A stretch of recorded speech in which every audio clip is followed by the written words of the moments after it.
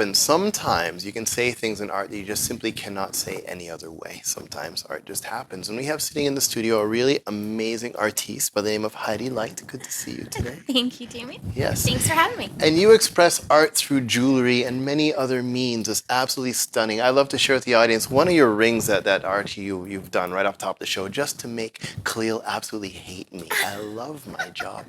So I just absolutely love I love this piece because the moment I see it, as they say, art kind of creates an emotional reaction. You can't almost put into words what this states without really sitting and pondering. But I love your art. It's beautiful. Thank you. How long have Thank you been doing art in this way?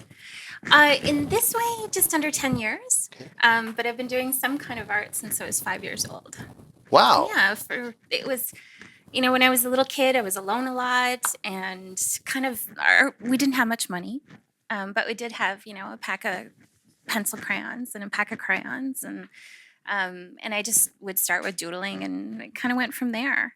And all through my life, all along, I've always done something art related, including going to school for art and training as a counselor using art therapy, et cetera, et cetera. So, these days, my art gets expressed, my creativity gets expressed, and a whole lot of other things get expressed too in the jewelry I make, on top of the other work I do. But my jewelry is my real love, my real passion. It makes me feel so good to be in the studio and working with the metal. It's just fantastic. What is it about the metal? What is it about jewelry in specific that really hits you compared to other means? Well, the way I do my jewelry is traditional silversmithing. So I use methods that are 100 to 500 years old. I don't do any modern techniques. I don't do mold making and that kind of stuff that involves mass production of any kind.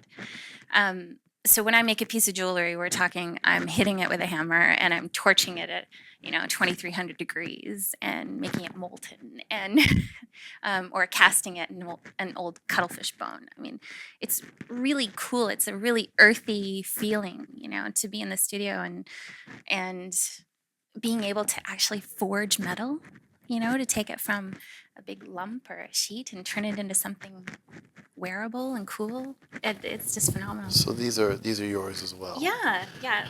How was the one featured in the photo there done? That one actually those are my favorite types of pieces. That is a fused sterling ring. And these are also my really environmentally friendly pieces. So I do a lot of wire work and a lot of different smaller silver work, and I never want anything to go to waste. So I take all of my little bits and pieces, and I super heat them with a torch until they're so hot they turn liquid, they turn molten. And the coolest thing happens when they turn molten. They fuse and coagulate into these really cool organic shapes. They kind of really at that point have a mind of their own.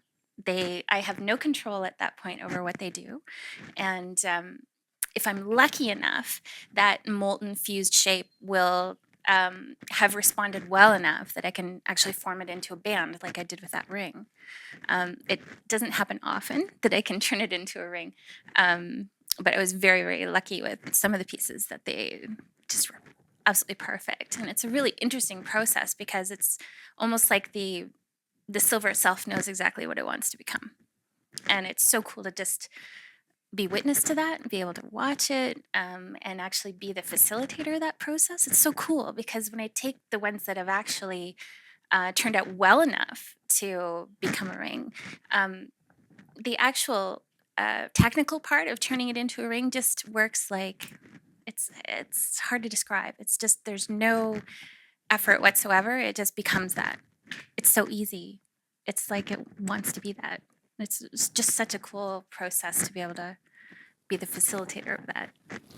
The ones that don't become rings, what do they become? Yeah, I melt them down. They become something else, or some of them will become pendants, or bangles, cuffs like these. These are cuffs. But I always reuse it. It doesn't matter what it is. Some of them I'll melt them down and cast them into a different original design. Yeah. If we wanted to see your art in person, how do we do so? Yeah. Well, I had a storefront for years, but kind of made a life change last year. So last year I bought a house in Meaford, and I have a main floor studio and a little showroom. So people are welcome to come by appointment to see the jewelry and to see my studio. They can actually pick out their own stones. We can work on designs. I also have my website where I have a lot of my items for sale. I do it all myself, though. I love doing the design process too. Doing it all is a little much at times, but I love it.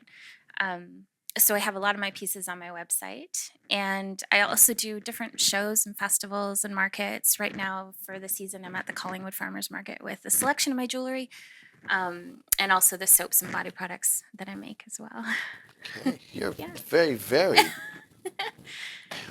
What kind of soaps and body products do you make? I do organic hemp soaps and body products. They're all handmade from scratch. Again, it's all part of, I do my jewelry for healing. I do my art for healing. And it was the exact same thing with the evolution of my body products. I started out making them for myself to heal myself because I had such sensitive skin. I stopped being able to buy anything in a store years ago, even a health food store, that wouldn't make me break out in full body hives. So it was, born out of necessity. But I learned how to make it all myself. I've never had a problem since. And then I'd give it out to friends, and they'd start to use it and go, "Oh my God, this makes such a difference. And can I have more?" And it just went from there. What's different between homemade products and what you'd find even in a health food store? How is it for others that are suffering from skin stuff? How is it different? Vastly different, actually. And the funny thing is, most of what I do is actually educating people about what the difference is, because there's a lot of products on the market these days that are handmade. That's but when you get in the venue of soaps, what's out there now are these pre-made batches that you can actually just melt. They're called melt and pour. You melt them and you pour them into a mold and you call them handmade. And they're actually just this toxic soup. There are so many chemicals and preservatives in them. It's just scary, actually. So, there's that kind of handmade, and then there's handmade from scratch. I do my soaps and body products the same way I do my jewelry. It's old school. It's the way the pioneers would have made soap, except with good ingredients, not animal ingredients. Big diff there too. But so it's totally from scratch, original recipes. If I use a colorant in the soap, it's food based. So if I want something orangey, it's got honey in it. The ones that don't have something like honey are vegan. And it's a phenomenal process doing it the traditional way, because it actually takes a month for a batch of soap to become soap, which is really cool. But that makes the best product for your skin. It's actually moisturizing instead of drying out because of all the chemicals and preservatives. You're of the mind where we're talking earlier, and I can't wait to share this with everyone, or maybe I won't share it. I won't share it with you anymore because you're not smiling at me right now. So let's talk about something else. No. You're of the mind where art is not what you do necessarily, but it's a way of being. How can you describe some of that? Well, I think there is actually two different ways to approach art. I think it's like everything in life. We can either approach it as something that we do, or we can approach it as a way of life. So you can do art or you can be art. And to me, there's a huge difference. And in talking to people, I realized that most people don't even think about there being a difference. They don't really think about that art isn't a thing we do.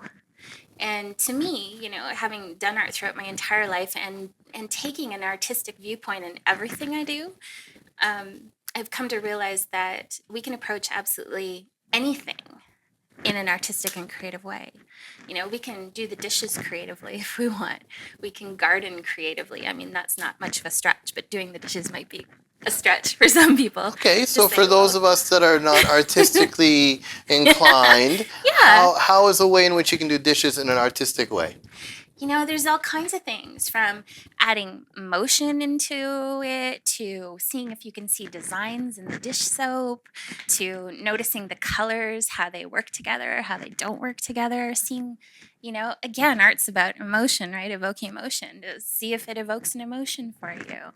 There's so many countless ways to approach something creatively or artistically. I think it's just looking at it differently, with a different lens, different eyes, and not saying that, not limiting ourselves to saying, well, art is making music, or art is, painting on a canvas. It's like, no, it's a way of being inside of ourselves if we want it to be. And it's okay. I mean, not everybody wants it to be. They want to leave it at something they do, and that's totally fine.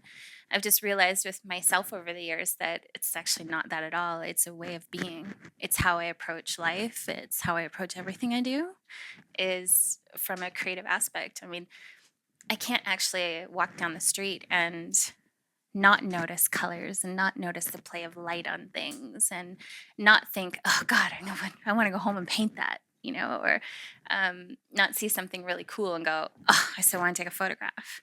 It's just, I think it's approaching everyday life with some level of awareness.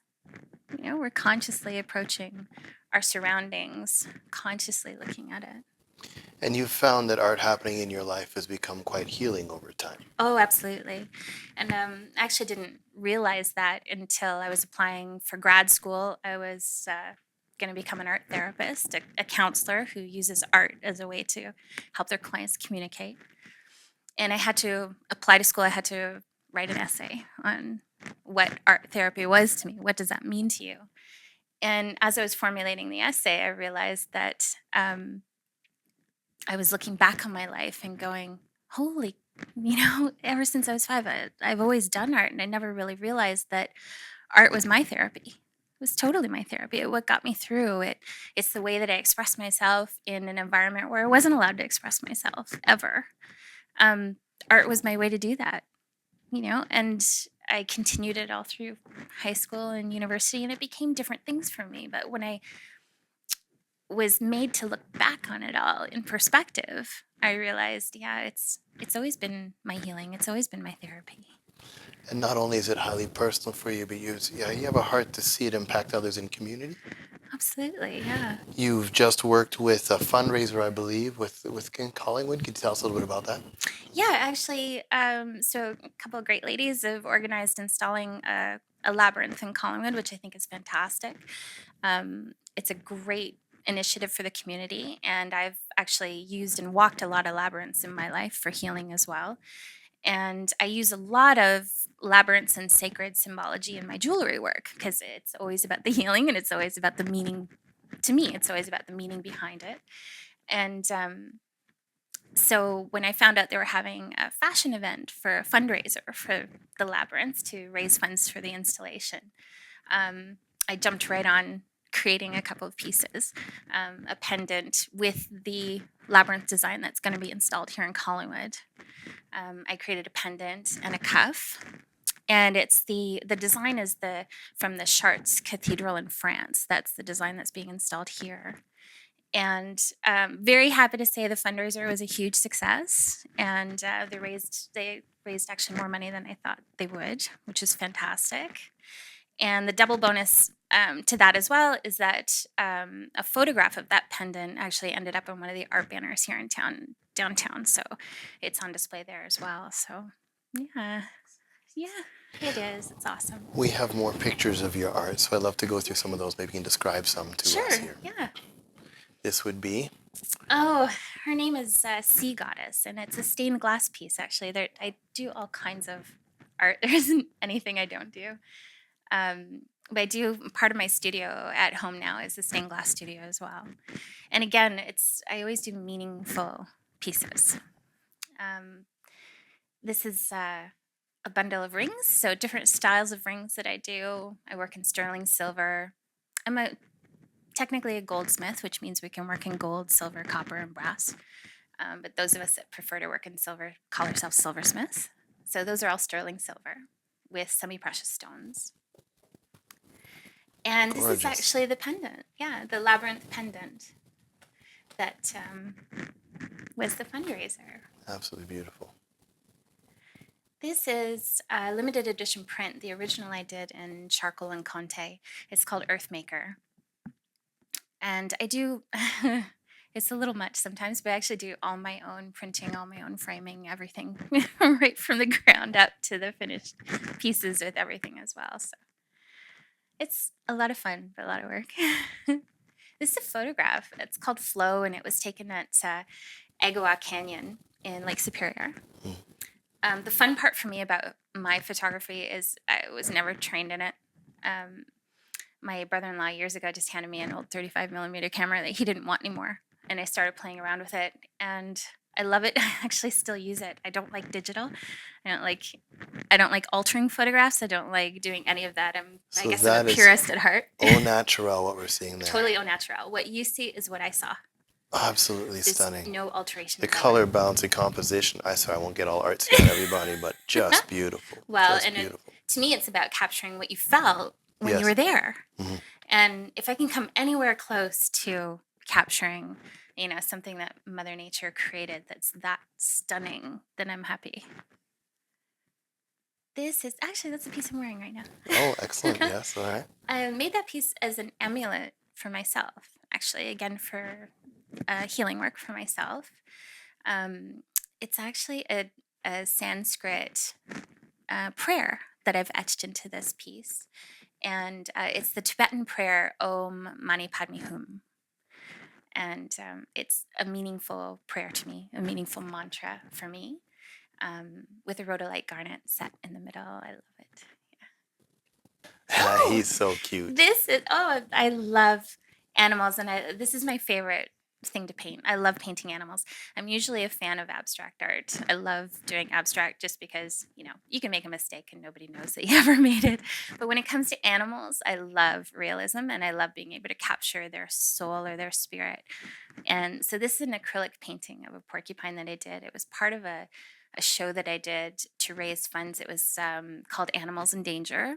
And everything that I did, everything that I created featured an animal that was endangered or at risk somehow.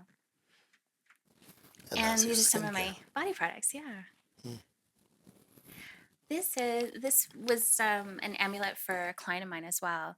It's the stone in the middle is a rutilated quartz. It's just stunning. I mean, the basic fact of you can't not feel good wearing just a gorgeous stone like that.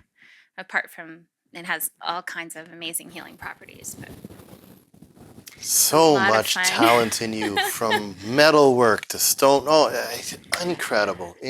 And you're right in Meaford, right? I am, yes. So we will definitely have your website at the bottom of the screen, and we'll be able to get you more traffic, I hope, because you're such a talent. Pleasure to have you on the show. Thank you very much for having me. It's awesome. Yes. Thanks. We're already out of time. You got to join us for the next Art Happens, because sometimes art happens. We'll see you then. Art Happens is brought to you in part by the Spalding School of Music, Backland Photography,